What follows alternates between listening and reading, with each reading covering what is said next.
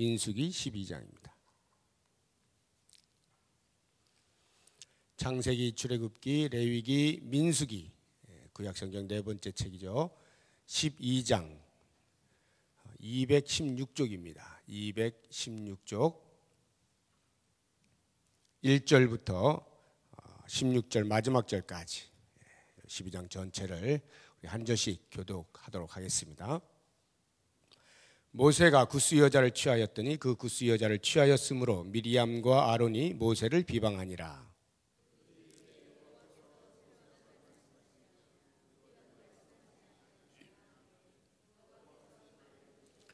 이 사람 모세는 온유함이 지면의 모든 사람보다 더하더라.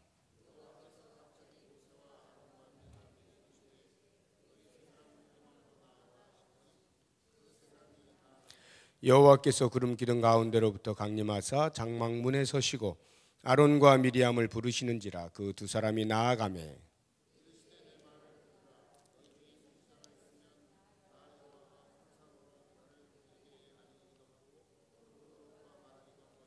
내 종 모세와는 그렇지 아니하니 그는 내 온 집에 충성함이라.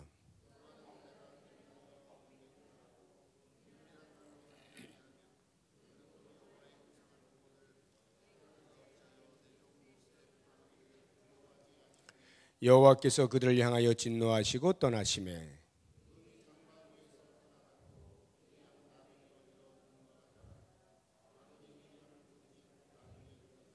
아론이 이에 모세에게 이르되 슬프도다 내 주여, 우리가 어리석은 일을 하여 죄를 지었으나 청하건대 그 벌을 우리에게 돌리지 마소서.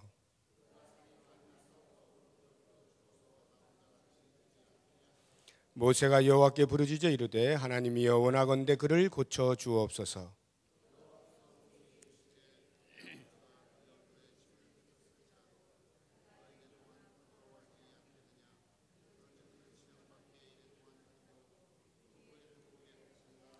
이에 미리암이 진영 밖에 이레 동안 갇혀 있었고 백성은 그를 다시 들어오게 하기까지 행진하지 아니하다가 그 후에 백성이 하세롯을 떠나 바란 광야에 진을 치니라. 아멘. 예, 잘 아시는 장면이죠. 위기를 겪는 모세를 볼 수가 있습니다. 모세가 하나님의 명을 따라서 이스라엘 백성들을 애굽에서 나오게 하고 가나안으로 인도해 가는 과정에서 지금 이 구스 여인을 취하였던 때는 12 정탐꾼을 보내기 전의 사건입니다. 그러니까 뭐 한 1년에서 2년 상간 광야에서 지내던 그 즈음에 있었던 일이라 이렇게 보시면 되겠는데, 홍해를 건넌 것으로부터 해서 뭐 이제 마라의 쓴물을 겪고 또 그 르비딤에서 또 아말렉과 전쟁을 치르고 또 거기서 또 물 없다고 원망하는 일이며 이제 이런 일들이 계속 이렇게 있죠. 그리고 이 민수기 이제 11장을 보시게 되면 백성들이 또 원망을 하는데 매일 만나만 먹으니까 맛이 없는 거예요. 그래서 좀 새로운 것 없을까? 고기 좀 먹고 싶다. 이것을 가지고 또 뭐 막 원망을 하는 거예요. 그래서 모세가 그런 일련의 과정 속에서 참 견디기 힘든 그런 시간들을 보내면서 하나님 앞에 자기의 그 심경을 토로하는데, 그 민수 11장 읽어보시면 죽고 싶습니다 이래요. 죽고 싶습니다 하나님. 뭐 내 백성도 아닌데, 하나님의 백성인데 마치 내가 아버지처럼 이렇게 해야 되는 이유가 뭡니까? 너무 힘듭니다. 이렇게 토로를 하니까 하나님께서 그 70명의 그 사역자들을 내가 붙여줄게 해가지고 70명의 그 장로들을 세우게 하고 하는 이런 일들이 있습니다. 그리고는 이제 이 장면이 나오게 되는데요.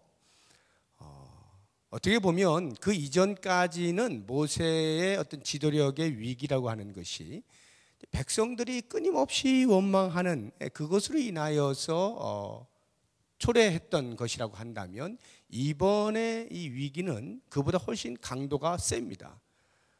지진 강도가 뭐 한 3에서 이번에는 한 7 정도 되는 이 정도의 강도로 위기를 겪게 되는 겁니다. 왜 그런가 하면 전에는 백성들이 원망한 것인데 이번 사건은 누구도 아닌 자기의 혈육, 형제, 자매, 누나와 형, 아론과 미리암과 아론이 반기를 들게 된 것입니다. 모세를 비방했습니다.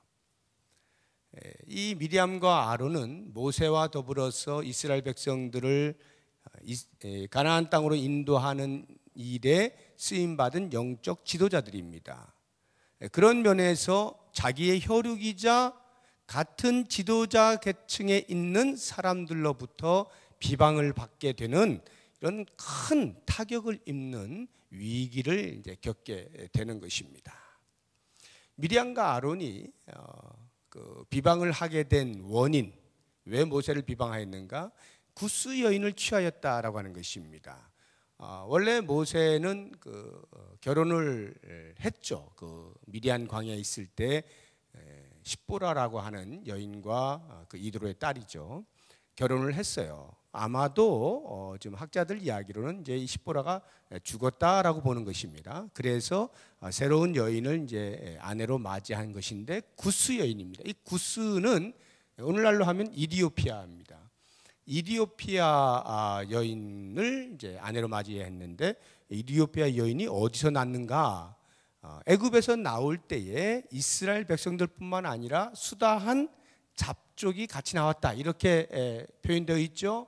다른 종족들도 이스라엘과 더불어서 묻혀서 나온 많은 종족이 있었던 겁니다. 아마도 그 가운데 한 명이 아니겠느냐 이렇게 이제 보여지는데 아무튼 이스라엘 백성이 아닌 다른 나라 사람과 성경으로 표현하면 이방인과 이제 결혼을 하게 된 것이죠.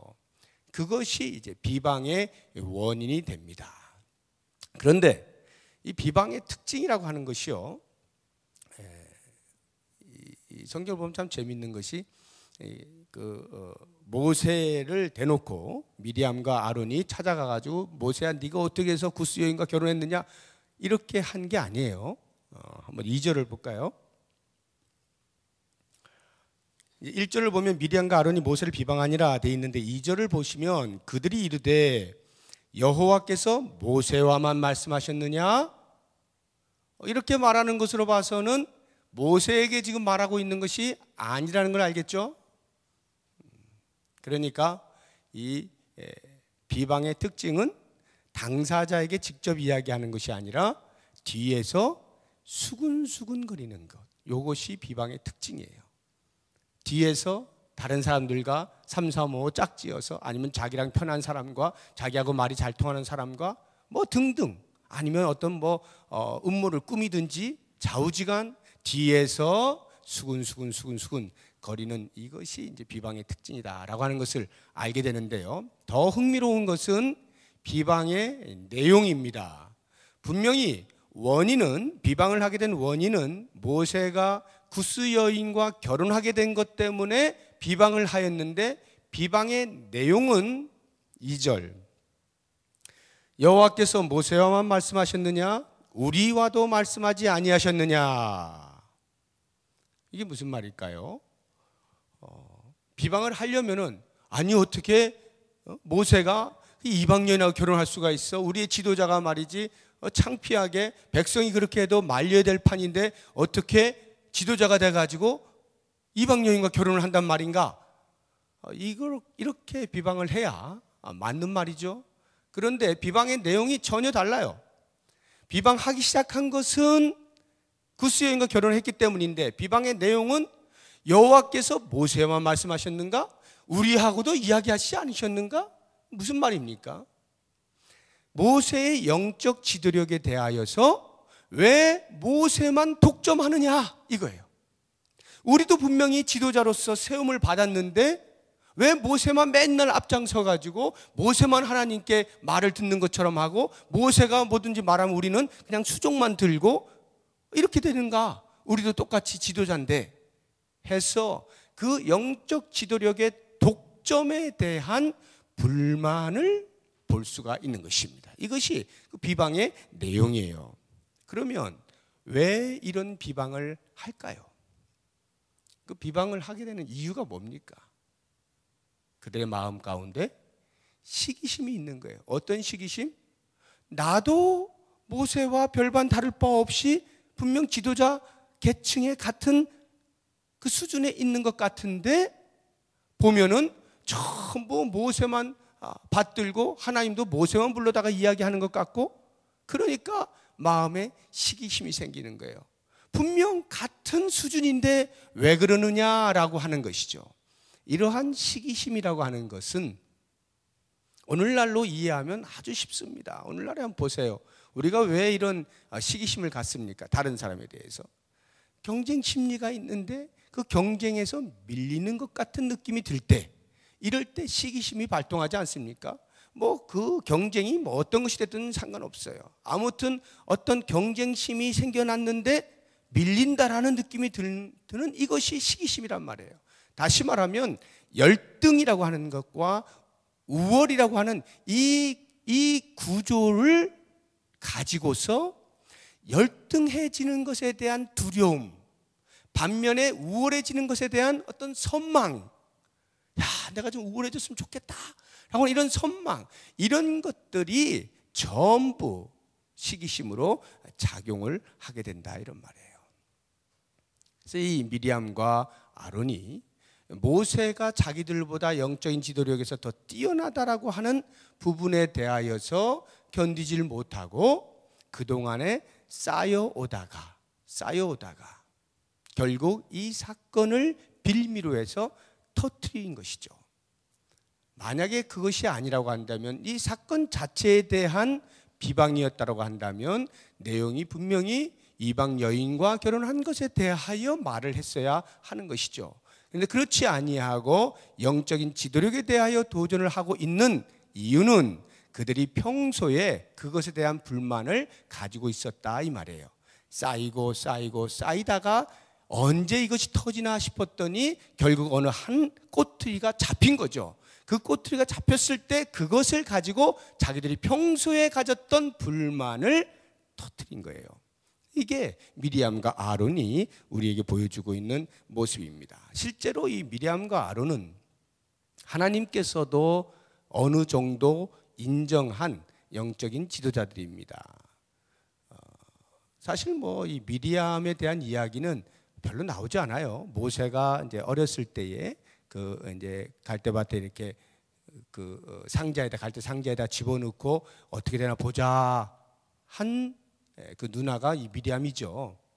그 정도. 그리고 출애굽기 15장에 보면 홍해를 건넌 후에 미리암이 여인들과 함께 소고를 치면서 춤추면서 하나님을 찬양한 거, 뭐 이 정도밖에 사실 내용이 많이 나오지도 않아요. 그럼에도 불구하고 이 미리암이 이스라엘 백성들을 가나안으로 인도하는 영적인 지도자의 반열에 있었다고 하나님이 인정을 해주셔요. 미가서 6장 4절을 한번 보시면 도움이 될 것 같습니다. 미가서가 어디 있을까요?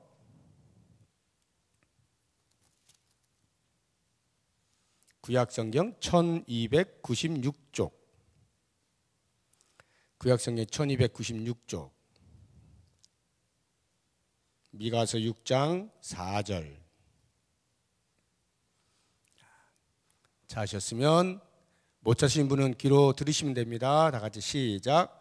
내가 너를 애굽 땅에서 인도해내어 종노릇하는 집에서 속량하였고 모세와 아론과 미리암을 내 앞에 보냈느니라. 하나님께서 말씀하신 거예요. 하나님께서 이스라엘 백성들을 애굽에서 속량하실 때 모세와 아론과 미리암을 보냈다. 그들을 영적 지도자로 세웠다. 이렇게 인정을 해주신 거죠. 그러니까 그런 레벨이라고 생각하는데 실제적으로는 그렇지 못한 자신의 모습에 대하여서 이제 시기심이 발동을 하게 된 것이죠. 여러분 어떻습니까? 혹시 이렇게 어떤 교회의 어떤 봉사 일을 할 때, 또는 뭐 사회에서도 마찬가지입니다. 어떤 일들을 감당할 때 주변 사람과 더불어서 관계하며 우리는 늘 어떤 일을 하게 되어 있지 않습니까? 그런 가운데 시기심이 생길 때가 혹시 있으신가요? 시기심이 딱 생기는 순간, 아, 나는 지금 누군가와 나를 비교하고 있구나 이렇게 생각하시면 돼요. 내 마음에서 아우 저 사람 미워, 아우 저거 이런 마음이 들 때 나는 그 사람과 내가 스스로를 지금 비교하고 있구나. 그래서 내가 뭔가 열등해지는 어떤 그러한 분위기 속에 있다라는 것을 감지했구나 이렇게 보시면 됩니다. 그래서 시기심이 발동을 하게 되어 있어요. 자, 그렇다고 한다면 여러분 이 시기심을 어떻게 하면 없앨 수 있느냐? 뭐 쉽죠. 남하고 비교하지 않으면 돼요. 그냥 내 삶은 내 삶이다. 저 사람의 삶은 저 사람의 삶이다. 라고 인정하면 가장 쉽습니다. 이게 잘 안 돼서 그렇죠. 그래서 이 달란트 비유를 좀 깊이 이해를 할 필요가 있겠어요. 하나님께서 5달란트, 2달란트, 1달란트 이렇게 주었을 때 우리도 모르는 사이 이 현대 사회에서 그 경쟁 사회 속에 살아오다 보니까 언제나 우리의 머릿속에는 언제나 5달란트가 좋은 거야 라는 생각을 하게 되어 있어요. 5달란트가 이렇게 하지만 하나님의 눈에서는 5달란트나 2달란트나 1달란트나 받은 그 사람에 대하여 불평등하게 바라보시는 것이 전혀 없어요. 똑같이 바라보시는 거예요. 똑같이 각각의 주어진 재능과 은사의 많고 적음이 하나님의 사랑의 정도의 많고 적음이 아닌 거예요. 하나님은 똑같이 사랑하시고 똑같이 대우하시는 거예요. 그 달란트의 양이 차이가 있다는 것이 하나님의 사랑의 정도를 표현하는 것이 아닌 겁니다. 이것을 우리가 명백히 인식하게 될 때 드디어 우리는 시기심으로부터 자유로워질 수가 있어요. 누구를 비교할 필요가 없어요. 여러분, 내가 하나님께서 주신 만큼의 양을 감당하면서 충성하면 그것으로 하나님의 마음에 합한 자로, 하나님께 인정받는 자로 사는 것입니다. 저 옆에 있는 사람이 나보다 일을 더 많이 한다라고 해서 다른 사람들에게 더 많이 인정받는다라고 해서 그것이 하나님께도 그렇게 될 것이라고 생각할 필요가 전혀 없습니다. 정말 우리가 눈여겨서 조심해야 되는 부분은 하나님이 나에게 맡기신 5달란트가 됐든 2달란트가 됐든 1달란트가 됐든 그것에 대하여 충성하지 못할 때를 조심해야 되는 거예요. 내가 몇 달란트 받았느냐가 중요한 게 아니라 그것만큼을 내가 충성하고 있느냐라고 하는 이 부분이 정말로 우리가 점검을 해보아야 하는 것입니다. 우리 각자가 그렇게 살 수만 있다면 적어도 공동체로 살면서도 크게 문제될 것이 없어요. 서로 시기하고 질투하고 뒤에서 비방하고 이런 일이 있을 필요가 없습니다. 각각의 그릇에 맞게 하나님 앞에 충성되게만 살아내면 많이 받은 자는 당연히 많은 열매를 맺어야 그것이 충성인 것이고 적게 받은 자는 거기에 맞게 열매를 맺으면 그것이 충성인 것이고 그렇게 해서 서로가 각자의 직무, 직능, 재능을 따라 최선을 다하고 충성을 다하면 모두에게 피차의 유익이 오게 되는 것입니다. 그렇게 되면 그 공동체가 어려움 없이 건강하게 나갈 수가 있는 거예요. 그래서 우리의 삶 가운데서 지금 이 순간에라도 내 마음속에 혹시 누군가를 생각하면서 누군가를 떠올리면서 아니면 나도 모르게 누군가가 확 떠오르면서 내 마음 가운데 미움이 생기고 시기심이 생기고 한다면 그것을 그냥 조용히 내려놓으세요. 그분은 그분께 하나님께 주신 달란트대로 살아가는 모습을 박수쳐 드리면 되는 것입니다. 나는 내가 볼 것은 내게 주신 그것을 따라서 내가 충성을 다하고 있느냐 이것만 보시면 별 무리 없이 물론 때로 사람들은 하나님이 아니어서 비교를 할 수가 있겠어요. 아우 저 사람은 저렇게 많은 일을 하는데 아유 너는 그거밖에 못하니? 하면 혹시 움츠러들는지는 모르겠지만 사람이니까 그냥 못 들은 걸로 하고 지나가세요. 사람은 하나님이 아니니까 판단력이 정확치가 않아요. 근데 우리 하나님이 보실 때는 말씀이 이야기하고 있잖아요. 그런 것으로 판단하지 않겠노라고. 그런 것으로 구별하지 않겠노라고. 그래서 이 직무의 차이에 대하여서 이것이 어떤 하나님이 나를 사랑하신 정도의 차이로 생각지 말라 하는 것이고, 각각의 직무에 대해서 피차에 인정을 해주어라. 그러면 이런 시기심으로부터 우리가 자유로울 수가 있게 되는 것입니다. 자, 그러면 이런 이제 미리암의 비방에 대해서 하나님께서 어떻게 간섭을 하시는가 하는 것을 이제 보게 됩니다. 4절부터 이제 그 하나님의 간섭하심이 나오는데, 가장 먼저 호출을 하셔요. 모세야, 미리암아, 아론아 이리 나오라 해서 호출을 하십니다. 그게 4절이죠. 그 다음에 5절을 보시면 한 번 더 호출을 하시는데, 여호와께서 구름 기둥 가운데로부터 강림하사 장막문에 서시고 아론과 미리암을 부르시는지라. 그 두 사람이 나아가며, 4절에서는 세 사람을 부릅니다. 그러다가 5절에 와가지고는 다시 두 사람만 따로 부릅니다. 자, 이 장면들을 우리가 잘 보셔야 돼요. 왜 하나님이 이렇게 호출을 하시는가? 물론 당연히 미리암이 행한 행위에 대하여서 지적을 하고 무엇이 잘못되었는지, 내가 왜 모세를 더 가까이 하는지, 이런 것들에 대하여서 설명을 해 주시기 위하여 부르는 것입니다. 왜냐하면 하나님께서 미리암의 비방을 들으셨기 때문이에요. 그래서 이제 부르는 겁니다. 그러면 이렇게 4절과 5절에서 세 사람 부르고 또 두 사람 불렀다라고 하는 이런 것이 왜 표현되고 있을까 생각할 때에, 우리 하나님께서 부르자마자 바로 종아리 걷어 해가지고 회초리를 대시려고 하는 것이 아니라, 그 부르는 과정 속에서 지금 1단계, 2단계 이렇게 되고 있지 않습니까? 그 사이에 계속 시간이 흐르고 있는 거예요. 이렇게 시간이 흐르고 있다는 이야기는 하나님께서 적어도 미리암과 아론에게 마음속에 우리의 비방이 잘못되었구나 라고 하는 것을 인식하고, 하나님이 부르시는 그 시간들 속에서 빨리 회개할 수 있는 기회를 주시는 거예요. 그런 기회를 이 아론과 미리암이 계속하여 놓치고 있는 것입니다.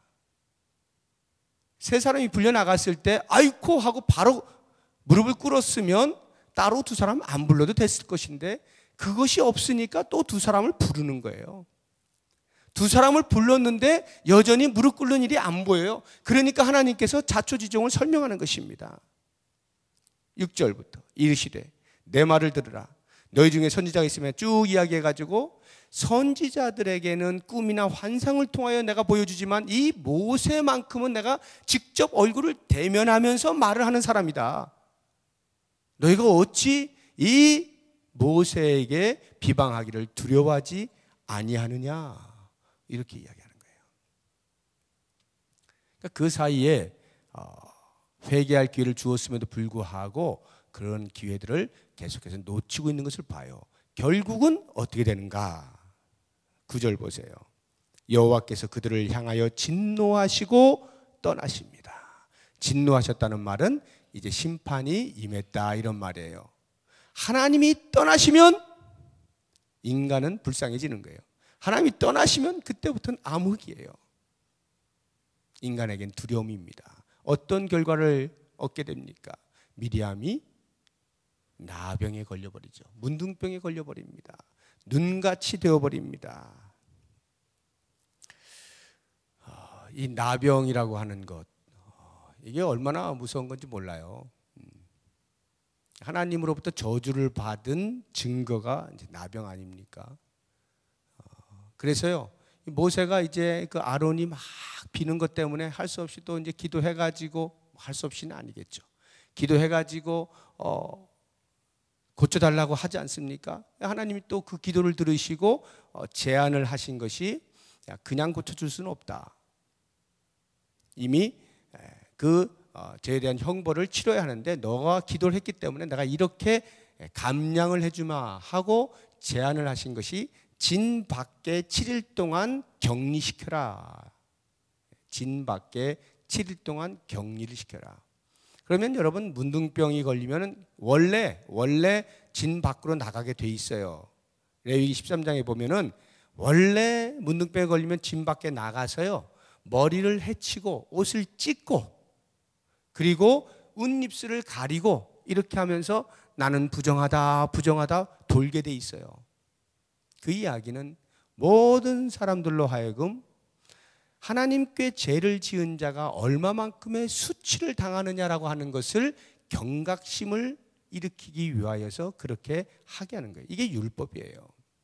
그러니까 적어도 지금 이 미리암이 하나님의 종에 대하여 비방하는 것을 두려워하지 아니한 것에 대한 대가를 치르는 데 있어서 하나님의 저주를 받는데, 그냥 문둥병에 걸려가지고 영원토록 그냥 죽게 놔둘 이 상황을 모세의 기도를 통해서 7일 동안만 격리하되, 그 격리되는 시간 동안에 미리암은 자기가 느낄 수 있는 모든 수치심을 다 느끼게 되었을 겁니다.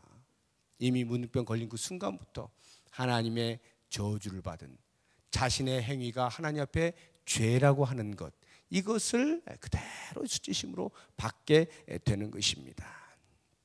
이 하나님의 진노라고 하는 것은 참 무서운 것입니다. 그러니까 하나님께서 떠나신다, 하나님 앞에 죄를 범하였다, 그래서 하나님이 진노하셨다라고 하는 것은 마치 이 문둥병과 같이 아론의 그 고백을 보면요, 우리의 영혼이 이와 같다라고 하는 것을 알려주는 것입니다.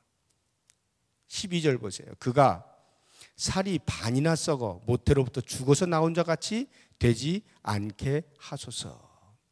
나병에 걸리면 이 살이 썩어 문드러지는 것인데, 하나님 앞에 죄를 지으면 우리의 영혼이 이렇게 된다 이 말이에요. 우리의 영혼이 썩어서 처참한 모습이 된다는 거죠. 그래서 하나님 앞에 죄를 짓는 것이 얼마만큼 두려운 것인가 라고 하는 것을 깊이 자각을 해야 돼요. 내 영혼이 썩어가는 거예요. 근데 그것을 모르는 거죠.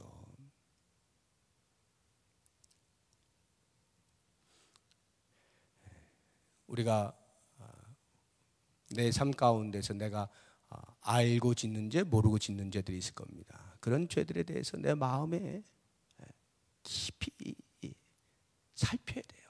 자기 자신을 살펴서 정말로 내게 범죄하는 어떤 무엇인가 하나라도 징후가 나타날 때는 빨리 돌아서야 됩니다. 하나님이 기회를 주실 때 빨리 돌아서야지 계속해서 머뭇거리고 주저하고 자기 감정에 충실하려고 계속 하다 보면 나중에 결국은 큰 일을 당하게 돼 있어요. 영혼이 썩어가면서 하나님의 진노를 피하지 못하는 그런 일이 벌어진다라고 하는 것입니다. 자, 그러면 이제 오늘 우리가 진짜로 이제 보게 되어질 이 모세의 온유함에 대해서 우리가 같이 생각을 해보려고 하는데, 모세가 얼마만큼 온유했느냐라고 하는 것을 성경 기자가 이렇게 표현을 하고 있는 것입니다. 3절을 보세요. 이 사람 모세는 온유함이 지면의 모든 사람보다 더하더라. 이 땅에 있는 어떤 사람보다도 가장 온유한 사람이었다라고 모세를 설명하고 있는 것입니다. 그런데요, 여러분 성경을 이렇게 읽어보시면 2절에 미리암의 그 비방하는 소리가 있지 않습니까? 그것을 여호와께서 들으셨어요. 그 다음 4절을 보시면 여호와께서 그것을 들으시고 갑자기 모세와 아론과 미리암에게 이르시되 너희 세상 회막으로 나오라. 이렇게 해야 말이 끊어지지 않냐고 쑥 자연스럽게 이어지는 거예요. 그런데 거기에 3절이 쑥 들어와 있지 않아요? 3절은 거기에 있으면 안 되는 겁니다. 말을 방해하고 있잖아요. 지금 글의 흐름을 방해하고 있는 거예요. 그런데 왜 3절이 끼어 들어왔느냐 이거예요. 이 사람 모세는 온유함이 지면의 모든 사람보다 더하더라. 생뚱맞게 들어왔다 이 말이죠. 이렇게 들어오게 된 이유가, 이 모세의 온유를 나중에 설명을 하려고 하는데, 그 모세의 온유함의 그 행동이 바로 이와 같다라고 하는 것을 보여주기 위하여 3절에 끼워 넣고, 그 다음 4절부터 쭉 여호와께서 모세를 비방했던 그 미리암과 아론에게 어떻게 행하신지를 보여주시고, 그 다음 모세의 온유함의 행동을 이제 기록을 하는 것이 13절이에요. 13절 보세요. 모세가 여호와께 부르짖어 이르되 하나님이여 원하건대 그를 고쳐 주옵소서. 여기 그들은 그녀예요. 미리암을 고쳐 주옵소서. 아론이 간절히 부탁을 하는 겁니다. 간청을 하는 거예요.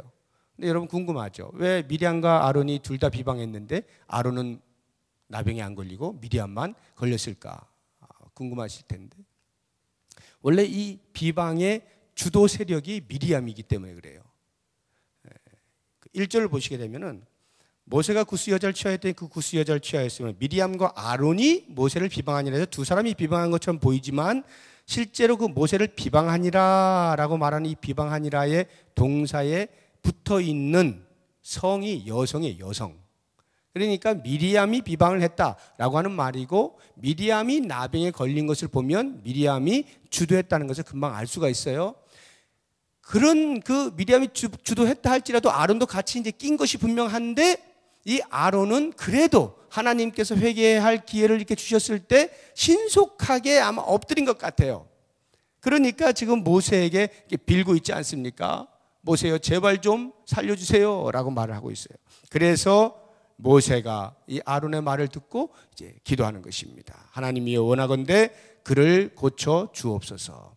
이것이 모세의 온유를 대변해 주고 있는 행위다 라고 하는 것을 알려주기 위하여 3절에 먼저 모세의 온유를 언급해 놓고, 그 다음에 여호와의 그 간섭하심, 변호하심을 보여주고 모세의 모습을 보여주는 겁니다. 이 모세의 기도한, 중보기도하는 것, 살려달라고 중보기도하는 것, 자기를 비방한 사람을 위하여서 고쳐달라고 기도하는 이 행위가 온유다라고 하는 것을 보여주는 거예요. 그렇다고 하면 다시 한번, 온유가 과연 무엇입니까?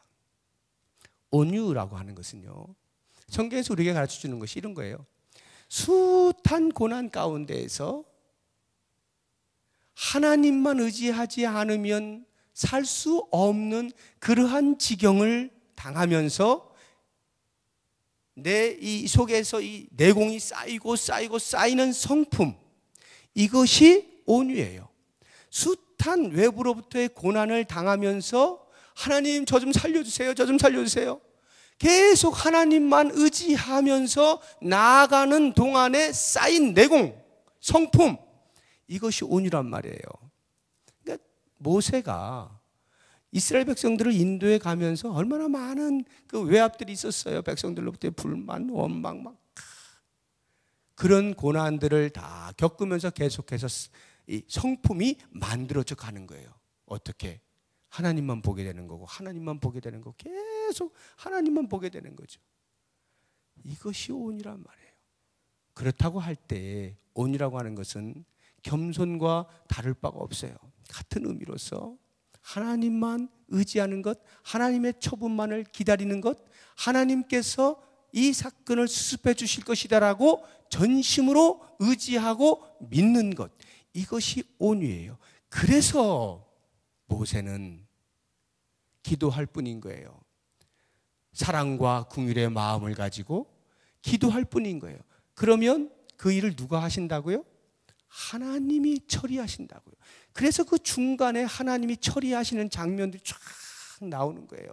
모세를 대신해서, 모세야 네가 할 것 없어, 내가 해줄게 하고는 모세가 혈기를 부리고 미리암과 아론을 불러다가 따지고 싸우고 주먹질하고 멱살 잡고 이런 일을 안 한단 말입니다. 그런데 하나님이 중재하셔서 일을 해결해 놓고 계시더라 이 말이에요. 이것이 온유라고요. 모세의 온유란 다름 아닌 하나님이 하실 것에 대한 신뢰, 믿음, 이것을 온유라고 할 때 예수님께서 나는 마음이 온유하고 겸손하니 내게 와서 배우라라고 말씀하신 그 의미를 알겠는 거예요. 예수님께서 온유하고 겸손하시기 때문에 그 십자가에서 매달리셔서 당신이 구원을 베푸시기 원하셔서 내려와가지고 그들을 위하여 살았던 바로 그 대상인 백성들로부터의 손가락질과 멸시와 십자가에 못 박힘을 당하는 그 순간에도 하나님께서 하실 것에 대한 신뢰를 가지고 십자가에서 내려오지 아니하고 하나님께 저들의 영혼을 부탁하고 저들의 죄를 사해달라고 기도할 수 있었던 것, 예수님의 온유와 겸손입니다. 그래서 모세가 마치 이런 예수님과 같은 온유한 마음으로 자기가 나서서 일을 해결하지 아니하고 다가오는 비방과 비난의 소리들을 그냥 감싸 안고 오히려 그들을 위하여 기도하는 그러한 자리까지 나아가는 것, 온유입니다. 성경이 말하잖아요. 원수를 사랑하라. 너를 핍박하는 자를 위하여 오히려 기도해줘라. 이런 말들이 허황된 말이고 뜬구름 잡는 말이고 듣기에만 좋은 말이 아니라 이 온유한 마음을 가지게 될 때 가능한 것임을 우리에게 보여주고 있는 것입니다. 온유한 마음을 가지게 되면 나를 향하여 공격하는 자에 대하여서도 기도해 줄 수가 있는 거예요. 그래서 우리가 복음을 전하러 나아갈 때에 누가 너에게 묻거든 대답할 것을 항상 준비하되 뭘로 준비하라고요? 온유한 마음으로 대답할 것을 준비하라 이렇게 하잖아요. 왜 대답할 것을 준비하는데 온유한 마음이 필요합니까? 복음을 전하는데 다 잘 들으면 얼마나 좋겠어요. 멸시하고 손가락질하고 조롱하고 비웃고 거부하고 반항하고 심지어는 핍박하는 그런 일이 있을 것을 예상하고 그럼에도 불구하고 그들에 대하여서 같이 혈기를 부리고 대항하지 아니하고 온유한 마음으로 그들을 이해하고 그들을 위하여 오히려 기도하는 심정으로 복음을 전하라 이 말 아니겠습니까? 이것이 온유예요. 저는 이 말씀을 준비하면서 모세가 영적 지도자 아니었습니까? 제가 부평동북교회 영적 지도자로 하나님께서 세우셨어요. 제가 많은 도전이 돼요. 모르겠어요. 이 말씀을 보게 하시려고 그랬는지 모르겠지만 최근에 온유하지 못하도록 만드는 많은 일들이 생겨나요.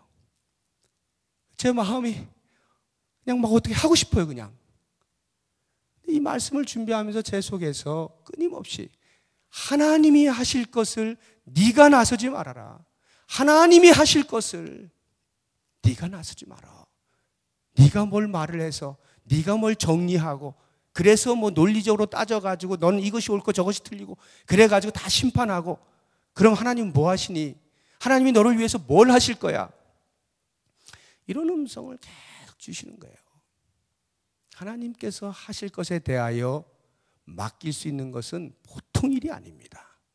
왜 그러냐 하면 아무 일도 안 하고 있을 때 사람들은 나약하다라고 말을 하기 때문에 그래요.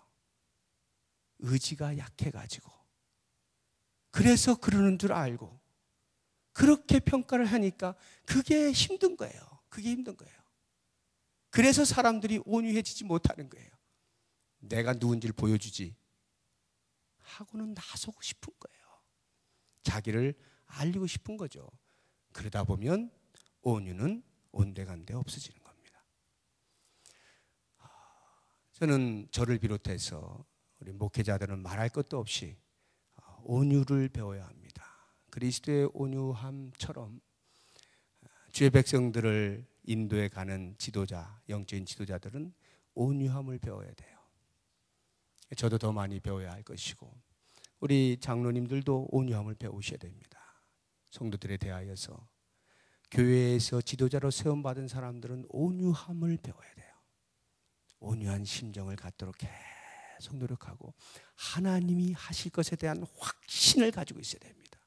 하나님께서 모든 일들을 정리해 가시는 것에 대하여 그 믿음의 눈으로 바라보시고 오히려 그들을 위하여 더 기도하고 감쌀 수 있을 때 여기에 교회에 평화가 생기는 거예요. 그러면 우리 성도들은 언제 온유한 마음을 연습하는가? 세상을 향하여 온유한 마음을 연습하십시오. 이 세상은 교회에 대해서 거칩니다. 거칠어요. 조금만 뭐 잘못해도 소리가 나오고요. 비난의 소리가 들리고요. 굉장히 거칠어요. 그것은 그만큼 교회에 대한 기대감이 있다는 반증이기도 하지만 아무튼 우리가 세상에 대하여 온유하기가 쉽지가 않은 세상이에요. 그럴수록 우리는 그리스도인으로서 이 세상을 품고 기도하고 하나님의 나라가 도래하는 그것을 기대하면서 온유함으로 세상을 정복할 수 있어야 돼요. 이것이 예수님께서 우리에게 보여주신 모습이고 오늘 모세를 통해서 우리가 배울 수 있는 것입니다. 모쪼록 원하기는 어느 자리에서든지 지도자 자리에 있는 분들 또는 이 세상에 대해 지도자로 세움받은 우리 모든 성도들이 이 온유함을 우리의 마음 속 깊은 데서부터 성품을 쌓고 쌓아서 세상을 정복하고 하나님의 나라를 이루어가고 하나님께 대하여 기쁨을 드릴 수 있는 우리 모두의 삶이 될 수 있기를 바랍니다. 기도하겠습니다.